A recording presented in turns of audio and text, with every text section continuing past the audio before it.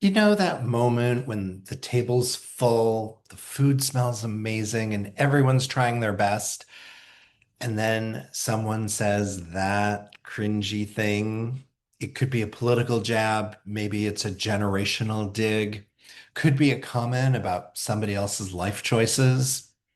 You can hear the silverware pause, you can hear the chewing noises, and let me tell you, misophonia is real. People awkwardly look down at their plates, they look out at the distance, and you might be left wondering, what do I say now? Well, I'm going to say hi. I'm Rob Volpe. I'm empathy activist and creator of Lifeology. And in this edition of Reading Between the Lines, we're talking about how to keep your holiday table, your office potluck, or your Friendsgiving both warm and connected, even when the conversation wanders into those tricky, sticky territories. And I promise you can do this without losing your cool, compromising your values, or pretending that everything's fine.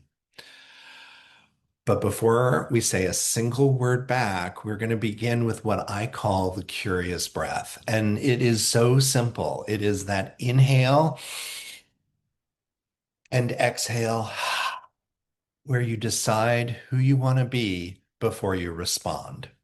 This is a tiny pause, and it's going to give you enough time to choose curiosity over defensiveness.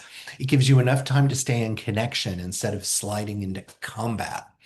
Because the holidays, they're kind of like the Olympics of emotional triggers. You are getting bombarded and pummeled left and right. And the curious breath can be your warm up to the actual response that you want to give. So think about it. What might change for you this season if you took one breath before responding? One single breath before you respond to something Uncle Mark says. What is that thing that you could do differently? How might that outcome change? And so once you've taken that breath, here's three empathy moves, and I'm going to put them into context of the 5 steps to empathy.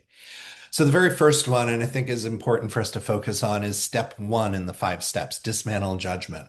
Catch the story that you're telling yourself. It's not about ignoring reality or giving up your beliefs. It's about noticing the assumptions that are sneaking in before you've ever spoken. Your judgment's coming from those past experiences that you've had, probably with some of the people right here at the table or with people very much like them.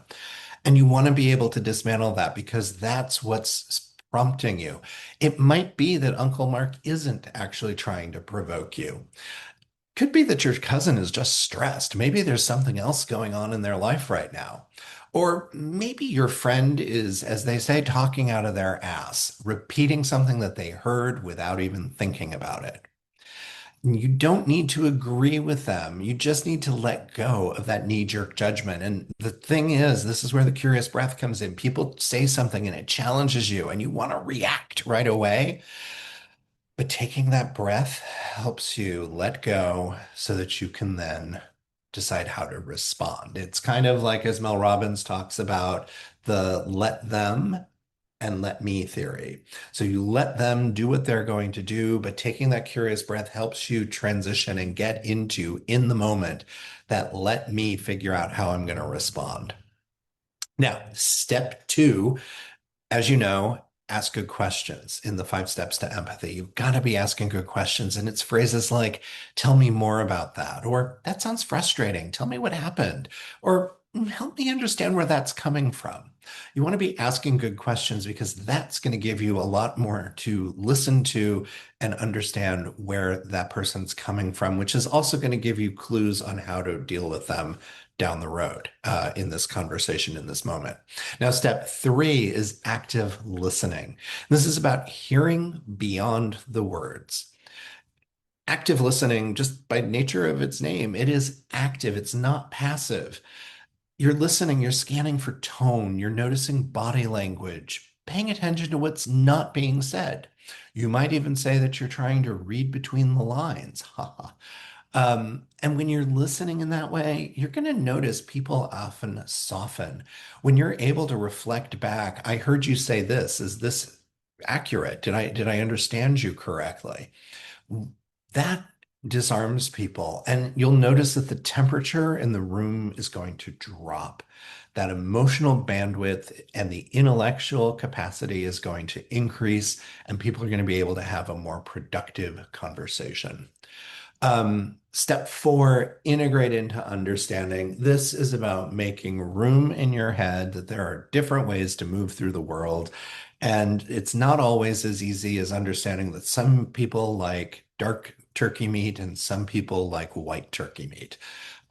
Sometimes you're having to hold very contentious, different opinions in your head. And that's okay. You want to make room in your head that, hey, there are other ways of moving through the world. Let them be that way. Let me get curious about where they're coming from so that I can understand, so that I can figure out how to interact with them, which is where step five, using solution imagination, really comes into play. And this is about building forward together. So after you've listened to them, you want to ask yourself, if I'm them with those experiences, with the things that I've heard from them, how might I see this? What might I need to hear in order to move this conversation forward? And again, it does not mean that you agree. It just means that you're acknowledging the validity of their human experience. And it's okay for you to ask them to acknowledge the validity of your human experience as well. You can say to them, I can see where you're coming from, or I get why that matters to you. And these aren't surrender lines, they're actually bridge building lines. And that's the whole game. Empathy is not about erasing differences, it's reminding us why those differences matter. Because coming together with different perspectives, different points of view actually makes us stronger. It means that the things that we're able to come up with are going to work for a broader part of our society, of our community. And that's really important. Now, I have a way to actually make some of this a little bit more fun or help you get through some of those conversational minefields. Because sometimes the easiest way to avoid the landmine is to give people that better path forward.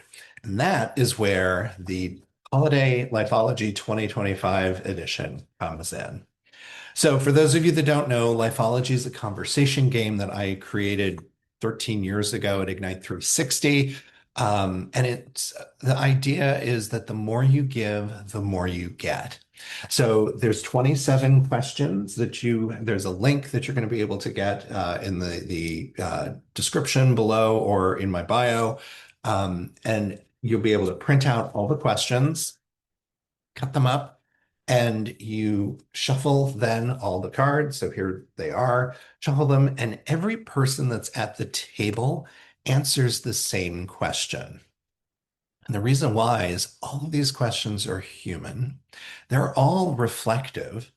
Some of them are actually kind of funny, and they help people connect without stepping into those usual holiday traps. Here's a few of the favorites that are in here. How have you grown or changed as a person since this time last year? Another one, what's something you've learned this year that surprised you?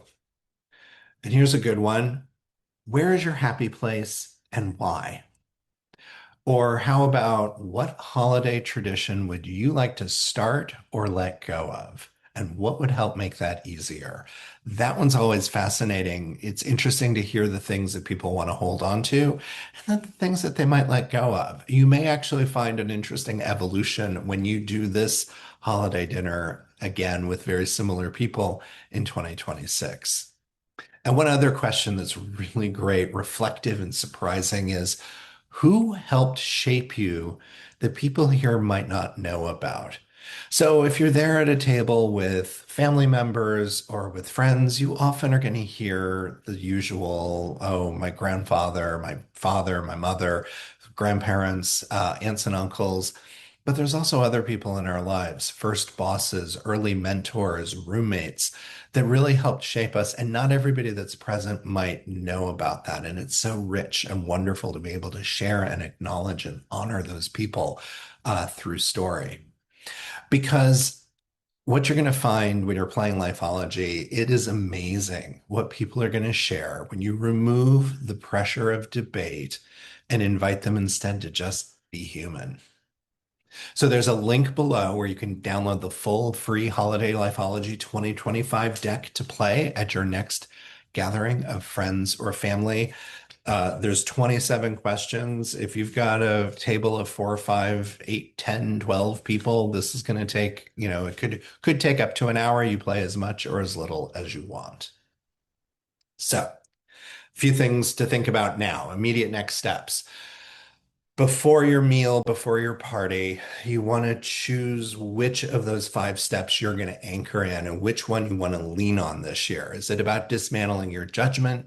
Is it about active listening? Or are you going to lean into using solution imagination? Or maybe you're just going to try to integrate into understanding and make room in your head and go, you know what? There are different ways of viewing the world, and I'm going to be open to whatever they have to say and to hear and to let them have that opinion. Now, when the moment gets tense, I want you to remember this is the second step. Take the curious breath. That one inhale could save you an argument and a lot of discomfort at the holidays. Finally, please use Lifeology to steer the conversation somewhere meaningful. It's a great way to reset the energy and bring people back to connection. So, look, in closing, the holidays don't have to be perfect. They just need to be human. That's why we're here. And when we bring even a little empathy to the table, we remind people, we remind ourselves that the bridge between us is still there. And sometimes it's just covered in some pine needles or some sticky situations, and we need to move those to the side. So happy holidays. I cannot wait to hear how your conversations go. So finally, don't forget, you can download the Holiday Lifeology 2025 deck. It is free. The link is in the description or up in my bio. And follow for more empathy tools. This YouTube channel, my LinkedIn, Instagram, Blue Sky, just search for Empathy Activist. And please sign up for Reading Between the Lines. The newsletter comes out roughly every 2 weeks, filled with lots of practical tips and tricks on how to be more empathetic. And if this helped, please consider sharing it with somebody that you're going to be sitting next to at the holidays this year. So happy holidays, everybody. Thanks so much. Talk to you soon.